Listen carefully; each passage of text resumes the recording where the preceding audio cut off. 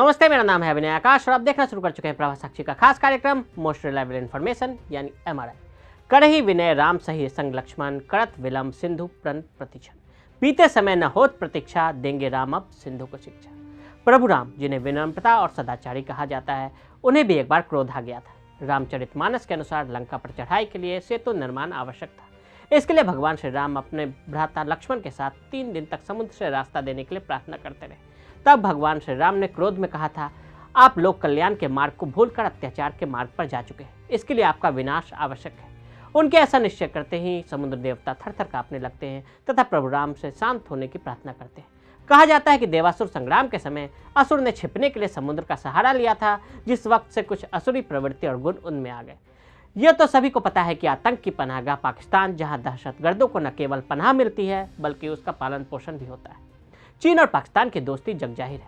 ऐसे में हमेशा दगाबाजी और पीठ में खंजर घोंपने वाले चीन में ऐसी असुरी शक्ति के गुण कहां से आए, ये आप भी समझ ही सकते हैं।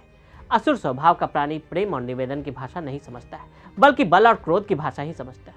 भारत ही ऐसा देश है जिसने कभी भी किसी पर आक्रमण नहीं किया। भारत ने अपनी सीमा की मर्यादा की लक्ष्मण रेखा का हमेशा सम्मान किया है। भारत की संस्कृति और विरासत में सदियों से ऐसा रहा है कि कोई भी देश या उसकी विशालकाय सेना बल में हमारे बराबर हो या हमसे अधिक, हम हिंदुस्तानियों को अगर कोई युद्ध में ललकारे तो हम सुखपूर्वक उससे लड़ते हैं। LOC पर पाकिस्तान के घुसपैठ की मंशा और कश्मीर में आतंकवाद के पालन पोषण की करतूत दुनिया से छिपी नहीं है। पाकिस्तान का परम मित्र चीन भी समय समय पर भारत के धैर्य की परीक्षा लेता रहता है। लद्दाख में चीनी कारगुजारियों के बाद अब तवांग में भारतीय चीनी सैनिकों के साथ झड़प में दोनों देशों में तनाव अभी चरम पर है। आज की दुनिया में किसी देश की ताकत का अंदाजा उसकी सैन्य ताकत से लगाया जा सकता है। इस लिहाजा जिस देश की सेना जितनी बड़ी, अत्याधुनिक और संख्या बल में बड़ी होती है, उसे दुनिया में उतना ही ताकतवर माना जाता है। अपने इतिहास में हिंदुस्तान ने कई लड़ाइयाँ लड़ी और लगभग हर बार देश को जीत का गौरव भी मिला, लेकिन कुछ युद्ध ऐसा भी है जो दरअसल युद्ध नहीं, छल की दास्तां थी। कभी युद्ध में भारत को बेहिसाब कामयाबी मिली तो कभी धोखेबाजी की आड़ में पीठ में खंजर भी मिला। 1962 का जंग हो या 1971 में पाकिस्तान की सेना को घुटने टेकने पर मजबूर कर देना। भारतीय योद्धाओं को 1962 में अपनी कमजोरी का एहसास हुआ तो फिर वक्त के साथ उसने अपने आप को और मजबूत करना भी शुरू किया। लेकिन बात चाहे 1962 की जंग की हो, 1971 की या फिर 1999 के कारगिल युद्ध की, भारत ने अलग अलग मोर्चों पर युद्ध लड़ी है। क्या हो अगर भारत के 2 पड़ोसी मुल्क जो आपस में अच्छे दोस्त भी हैं और विश्व में हिंद के बढ़ते प्रभाव से घबराते भी हैं, यही डर लिए एक साथ आ जाए तो? भारत और पाकिस्तान संबंधों में हाल के सुधारों के बावजूद 2 मोर्चों पर सैन्य खतरा एक विकट चुनौती रही है। क्या होता है two front war? Two front war का मतलब कि आपकी सीमाओं में 2 तरफ से दुश्मन घुस आए हों, यानी आपके जो दुश्मन हैं वो दोनों ही तरफ से घेर कर आपके लिए मुश्किल पैदा करना शुरू कर दें। ये युद्ध के लिए एक बहुत ही कठिन क्षण है, जब आपको 2 दुश्मनों के साथ एक साथ लड़ना पड़े। उनकी कमजोरियां, क्षमता, उनके अटैक के बारे में पहले से जानना होता है। कुल मिलाकर कहें तो टू फ्रंट वॉर के अटैक को झेलना और उसे डिफेंस भी करना किसी भी देश के लिए बहुत ही मुश्किल भरा होता है। हमें सबसे ज़्यादा खतरा चीन और पाकिस्तान से है और उसकी मिलीभगत से ऐसा ही कुछ संभव हो सकता है।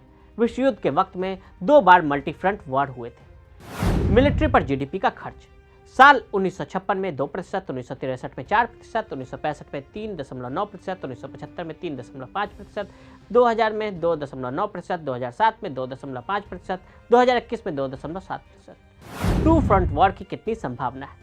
वर्तमान देश दुनिया के हालात के मद्देनजर टू फ्रंट वॉर की स्थिति को सिरे से खारिज नहीं किया जा सकता है। टू फ्रंट वॉर का कंसेप्ट कोई अभी का नहीं है, ये पिछले कई दशकों से भारत लगातार झेल भी रहा है।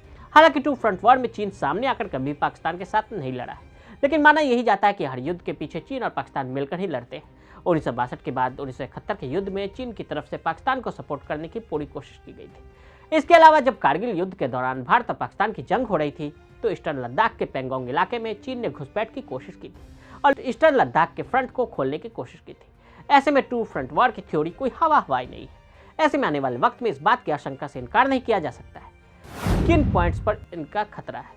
कहा जाता है कि युद्ध के मैदान में surprise is the best element, यानी जब आप दुश्मन को चौंका दे, ये सबसे बड़ा हथियार है। ऐसे में आप अगर सोचें कि ये इस पॉइंट से घुसेगा और कहां से अटैक करेगा तो इसकी संभावना ना के बराबर है। दुश्मन उसके विपरीत हमला करेगा।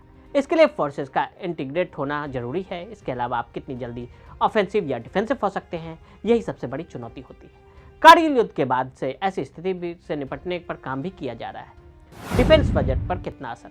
एक मशहूर लाइन है, जो अपने देश के सीमाओं की हिफाजत नहीं कर सकता वो देश आगे नहीं बढ़ सकता। सुरक्षा सबसे बड़ा फैक्टर होता है। अगर हम टू फ्रंट वॉर की बात करते हैं तो उसकी तैयारियों में पैसा भी लगेगा। यही वजह है कि तीनों सेनाओं को इंटीग्रेट करने का काम करना ही सबसे महत्वपूर्ण है। भारतीय सीडीएस यानी chief of defence staff general Bipin Rawat ने भी कभी 2018 में कहा था कि भारत हमेशा शांति चाहता है, लेकिन अगर जरूरत पड़ी तो वह टू फ्रंट वॉर के लिए भी तैयार है। आत्मनिर्भरता से ही बनेगी बात। Indian air force LCA light combat aircraft variant, MRFA और AMCA मीडियम कॉम्बैट एयरक्राफ्ट भी जल्द शामिल होंगे। 5वीं पीढ़ी के फाइटर एयरक्राफ्ट बनाने के लिए भी भारत काम कर रहा है। DRDO ने एक स्वदेशी एडवांस मीडियम कॉम्बैट एयरक्राफ्ट का डेवलपमेंट शुरू कर दिया है। अनमेंड एयरक्राफ्ट विकसित करने की दिशा में भी काम हो रहा है। हिंद महासागर में जिस तरह चीन की गतिविधियां बढ़ रही हैं, उसे निपटने के लिए इंडियन नेवी भी तैयारी कर रही है। जल्द ही नेवी को अपना दूसरा एयरक्राफ्ट कैरियर भी मिल जाएगा जो स्वदेशी है। यह पहला स्वदेशी एयरक्राफ्ट होगा। इसके साथ ही नेवी जल्द ही इस एयरक्राफ्ट कैरियर के लिए फाइटर जेट भी फाइल करेगी। भारत का जोर रक्षा क्षेत्र में आत्मनिर्भर बनने पर है। इसी दिशा में काफी काम भी हो रहा है। हर जंग में दिखाया है भारतीयों ने दम। 1962 के युद्ध में 722 चीनी सैनिक मारे गए और 1700 घायल हुए। 1965 के युद्ध में 5988 पाक सैनिक मारे गए। 1971 के युद्ध में 93,000 पाकिस्तानी सैनिकों ने सरेंडर किया। 1999 के युद्ध में 453 पाकिस्तानी सैनिक मारे गए। आधुनिकीकरण पर जोर। इंडियन आर्मी भी आधुनिकीकरण के दौर में है। सैनिकों के लिए नई असॉल्ट राइफल ली जा रही है। एयर डिफेंस लेकर तोपखाने तक सब मजबूत किए जा रहे हैं। युद्ध के तरीके जिस तरह से बदल रहे हैं, उसे देखते हुए भारतीय सेना का पुनर्गठन किए जाने की दिशा में काम भी हो रहा है। ज्यादा घातक बनेगी सेना।